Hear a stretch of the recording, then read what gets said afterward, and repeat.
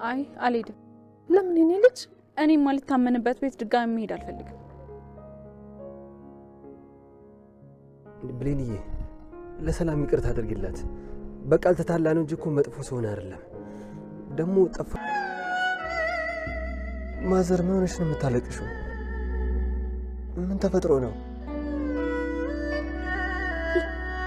ልጄ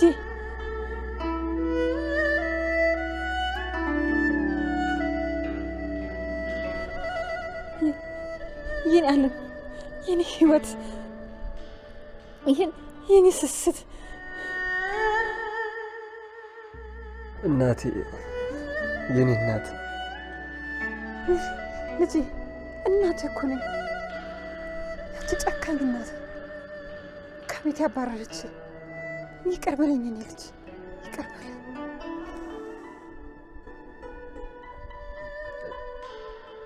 እናቴ እውነቱን አወቅሽ?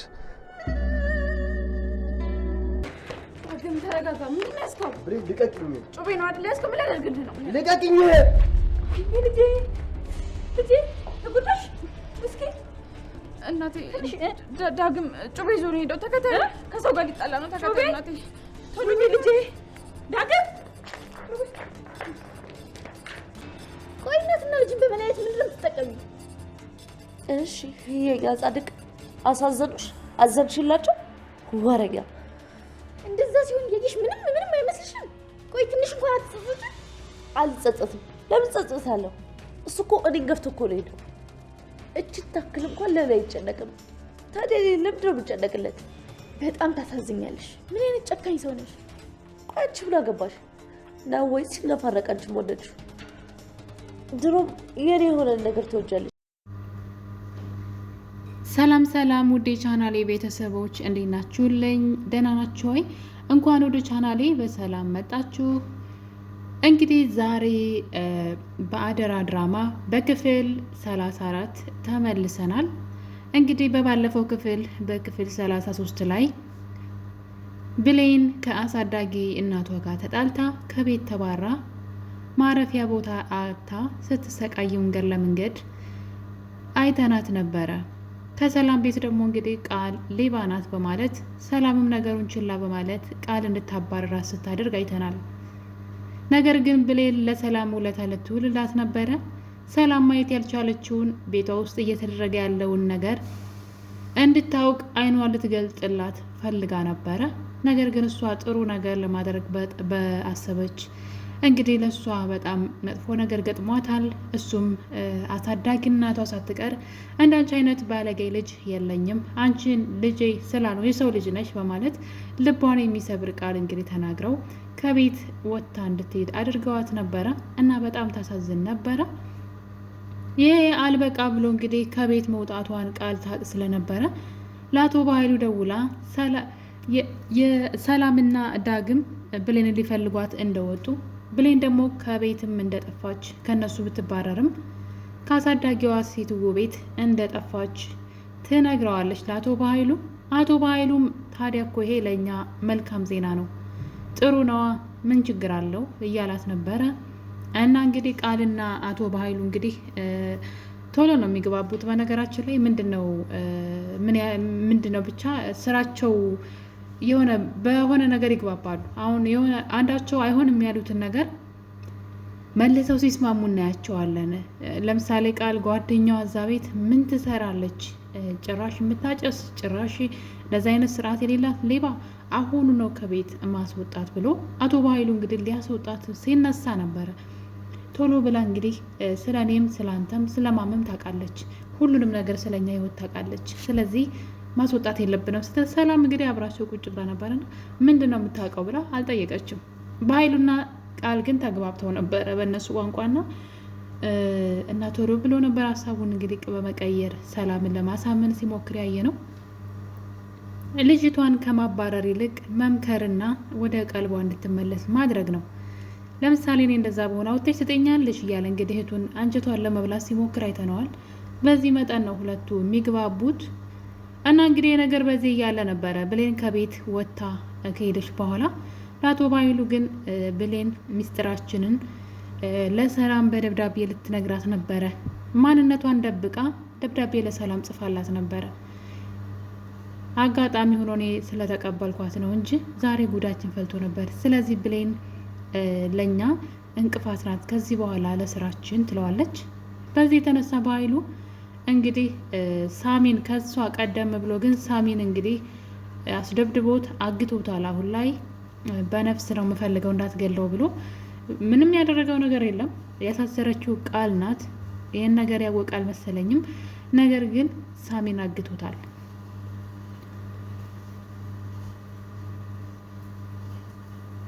እና እንግዲህ ብሌንን እንደዛው እንዲያደርጓት ሲናገር ሰምተነው ነበረ። ብሌን የምትባል ልጅ አሁን ፎቶውን እልክልሃለሁ፣ አስወግዳት፣ ብቻ የፈለግከውን አድርጋት፣ ከኛ ህይወት ብቻ አስወጣልን ብሎ ለአንድ እንግዲህ ለጋርድ ይነግራል። እሱም መንገድ እንግዲህ ሲፈልጓት ነበር። በነገራችን ላይ እናቷም ሰላምም ከዳግም ጋር ሆነው ከዛ ደግሞ የበኃይሉ ሰዎችም ሲፈልጓት እንግዲህ ቀድሞ የበኃይሉ ሰው ያገኛትና እንደምታዩት ብሌንን አፍኖ ሊወስዳት ሲል ነው እንግዲህ ዳግምና ሰላም ደርሰው ያዳኗትና እንግዲህ ብሌን እየተፈተነች ነው ያለችው። ከዚህ በኋላ ግን ተሳስታ ለሰላም እውነት ለመናገር የምትጥር አይመስለኝም። እንደውም ከቻለች ይህን ነገር ለዳግም ብትነግረውና ዳግምና አሳዳጊ እናቷ ወይዘሮ ገነት ቢያውቁ መልካም ነው ብዬ አስባለሁ፣ ነገሩን እነሱ ቢያውቁት። እናም እንግዲህ በመጨረሻም ሰላምና ዳግም ደርሰው ብሌንን ከመታፈን አድነዋታል። እና እንግዲህ ሰላም ያው እንደምታውቁት ለትንሽ ደቂቃ ብቻ ነው የምታኮርፈው። እናም ይቅርታ ተጠይቃትም እሷ ግን ሁልጊዜ ያለ ጥፋት እየተናገርሽኝ ከዛ ደግሞ ይቅርታ ትይኛለሽ፣ ስለዚህ ወደ ቤትሽ ተመልሼ አልሄድም፣ ሌባ የተባልኩበት ቤት አልሄድም ብትልም ሰላምን ግን ይቅርታ ጠይቃ እንግዲህ ብሌን ወደ ሰላም ቤት ተመልሳለች። ነገር ግን ሌላ ነገር ተፈጥሯል። እንግዲህ ብሌን ወደ አሳዳጊዋ ቤት መሄድ ነበረባት። ምክንያቱም ዳግም እሷ ጋር በሄደ ሰዓት እንግዲህ በጣም ሰድባና አንቋሻ ነበር ከቤት ያባረረችው። በነገራችን ላይ ብሌን ሕፃን ልጅ አይደለችም። ዳግም ብታፈቅረው ምንም ችግር የለውም እና የሆነ ሌላ ነገር እንደሰራ እንደ መጥፎ ነገር ስትናገር ነበርና የገዛ ልጇን እንግዲህ መጥፎ ቃል ስትናገረው አይተናል። ምንም እንደዛ የሚያናገር ነገር ጥፋትም አላጠፋም ነበረ እና እንግዲህ ብሌን ወደ አሳዳጊ ቤቷ እናት ወይም ደግሞ ወደ ወይዘሮ ገነት፣ በነገራችን ላይ ወይዘሮ ገነት ብሌንን የሰው ልጅ ነች ካለቻት በኋላ እና ልጅ አይደለችም ብላ ያለች ቀን የምሬ ነው የምላችሁ። አሁን ላይ አሳዳጊዋ ያልኩኝ ራሱ በጠራት ምንም በቃ እንደዚህ ስላችሁ ጥሩ ነገር አድርጋ ነበረ። ይህን ሁሉ ዘመን አሳድጋታለች መልካም እናት ሆና። ነገር ግን ባይተዋር ነበር ያደረገቻት። ከቤት ስታባረራት ልቧን የሚሰብር ቃል ተናግራታለች። ከዛ ደግሞ ብሌን የምትሄድበት አታ መንገድ ለመንገድ ስትንከራተት ሳያት በጣም ነው ያዘንኩትና እናቷ ብትሆን እንደዛ ታደርጋለች ወይም እሺ እናቷ ከቤት ውጭ ብላ ልታባረራት ትችላለች ስታስቸግራት። ግን እናቷ ብታባረራት አጎቷ ቤት ሄዳለች፣ አክስቷ ቤት ሄዳለች፣ አያቶቿ ቤት ሄዳለች አይደለ? በቃ ኖርማል ነው። ግን ብሌን ማንም ዘመድ የሌላት እሷ እንኳ የስጋ ዘመዷ ያልሆነች ብቸኛ ሰው እንደሆነች እያወቀች ከቤት ስታባረራት ጎዳና ከማደር ውጭ የት ትሄዳለች? ይህንን ሳታስብ ቀርታ ነው እና በደንብ ባዳ መሆኗን ያሳየችበት እንትን ነውና ነገሩን እንኳ ሳታጣራ እና እንግዲህ ብሌን ግን ወደዛ ቤት እንግዲህ ተመልሳ ሂዳ ነበረ እንደተገኘች እንድትነግራት ማለት ነው። እዛ ከሄደች በኋላ እንግዲህ ወይዘሮ ገነት ዳግም የሚባል ልጅ እንዳይመጣ ለመጣላታችን ምክንያት እሱ ነው፣ በጣም መጥፎ ቆሻሻ ልጅ ነው እያለች እንግዲህ በድጋሚ እሱን ስትናገር የበግ ለምድ የለበሰ ተኩላ ነው ስትለውም ነበረ። ምንም አላደረገብ እንግዲህ ብሌንና ያፈቀረው ማፍቀር ደግሞ መብቱ ነውና ይሄ ነገር እንግዲህ በዚህ መሀል ነው ብሌን ራሷን መቆጣጠር ስላልቻለች ዳግም ከ18 ዓመት በፊት ስትፈልገው የነበረው ልጅሽ ነው እንጂ መጥፎ ሰው አይደለም በማለት እውነቱን አውጥተዋለች። እውነቱ ግን ሌላ መዘዝ ይዞ መጥቷል። አሁን ላይ ወይዘሮ ገነት ልጇ ዳግም መሆኑን በይፋ አውቃለች። እናም እንግዲህ ወደ ዳግም ቤት ከብሌን ጋር ሂደው ነበረ። ዳግም በሰዓቱ ቤት አልነበረም እና እንግዲህ እናትየዋ በጣም ነበር የምታሳዝነው። እውነት ለመናገር ከባድ ነው። አስቡት 18 ዓመት ሙሉ ይኖራል አይኖርም እያለች ስትጠብቀው የኖረች እናት በህይወት ስታገኘው ለዛውም ሁሌ ካጠገቧ የማይጠፋው ልጅ ሁሌ የሚያወራት ሁሌ የምታገኘው ሰው ከጎኗ ቁጭ ብሎ የገዛ ልጇ ማየት ባለመቻላቸው እና እንግዲህ አሁን ላይ ይፋ ወጥቷል። ዳግም የገነት ልጅ መሆኑ ታውቋል። ነገር ግን እዚህ ቀደም ሳሚ ይህን እውነት ሲነግረው እናትህ ወይዘሮ ገነት ናት፣ ነገር ግን ይህን ሚስጥር አቶ በኃይሉ ካወቀ አንተንም እናትህንም ይገላችኋል፣ ስለዚህ ነገሩን ሚስጥር አድርገው ቆይ ብሎት ነበረ። ዳግም ግን ይህን ነገር እያደረገ አይደለም። እንግዲህ ነገሩ ይፋ ወጥቷል ማለት ነው። እናም እናትየዋ እንግዲህ ዳግም ልጇ እንደሆነ ስታወራ ቃል በር ስር ተለጥፋ አዳምጣቸው ነበረ። ከመጀመሪያውም ቃል የምታውቅ ነው የሚመስለኝ ከድርጊቷ ሳያት ማለት ነው። እና እንግዲህ ቃልና ዳግምና እናቱ ወይዘሮ ገነት አሁን ላይ በይፋ እናትና ልጅ መሆናቸውን አውጀዋል እና አውቀዋል። በጣም ነው ደስ የሚለው። ነገር ግን አሁን ላይ ለአቶ በኃይሉ ሌላ ነገር እንግዲህ ቃል ነግረዋለች። የዳግም ትክክለኛ እናት ወይዘሮ ገነት መሆኗን እንዳወቀ ቃል ስልክ ደውላ ለበኃይሉ ነግረዋለች። በኃይሉ በቀላሉ የሚፋታቸው አይመስለኝም። ያው እንግዲህ ዳግም እናቱን አወቀ ማለት ለሱ በጣም አደጋ እንደሆነ ይታወቃል። ምክንያቱም ከሰላም ጋር ለአንዴና ለመጨረሻ ጊዜ ይጣላሉ ማለት ነው። እናትና ልጅን ማን የለያያቸው የሚለው ጥያቄ መምጣቱ ስለማይቀር በዛ ላይ አቶ በኃይሉም አርፎ ስለማይቀመጥ እናም እንግዲህ ነገር ከታወቀ በኋላ በኃይሉ አሁን ላይ የሚፈራቸውን ሰዎች እያገተ እያሰቃየ ይገኛል። ገና ለገና እንቅፋት ይሆኑብኛል ብሎ የሚያስበውን ማለት ነው። እና ደግሞ ቃል ስታደርገው የነበረውን ቃል እንግዲህ ሁሉንም ሰው አስወግዳ መጀመሪያ መንገዱ እንዲያስተካክሉላት ዙሪያዋን የከበቧትን ሰዎች እያስመሰለች አብራቸው ነበረች።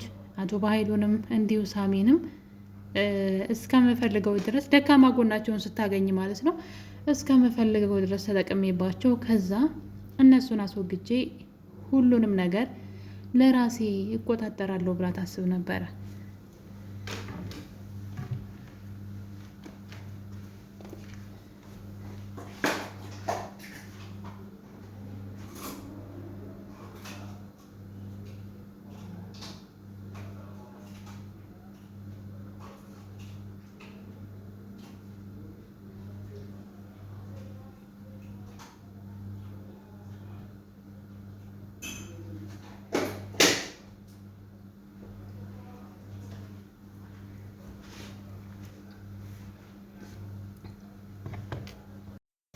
እና እንግዲህ ያንን ነገር አሁን ላይ በኃይሉ እየደገመው ይገኛል።